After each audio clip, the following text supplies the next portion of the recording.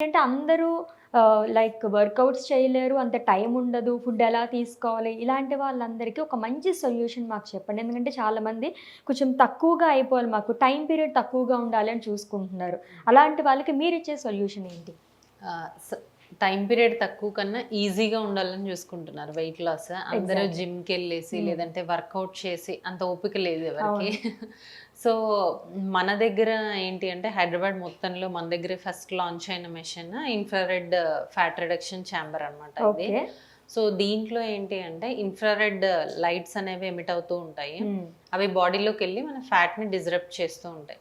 So మీరన్నట్టు ఇప్పుడు easy availability of food ఇవన్నిటి వల్ల పిల్లల నుంచి పెద్దవాళ్ళ వరకు చాలామంది వెయిట్ గెయిన్ ఒబేస్ అయిపోవడము, తర్వాత మెటబాలికల్లీ ఇన్యాక్టివ్ అయిపోవడం. ఇప్పుడు హ్మ్. థైరాయిడ్ కానీ డయాబెటీస్ వాళ్ళు ఏంటంటే మెటబాలిజం చాలా తక్కువగా హ్మ్. ఉంటుంది.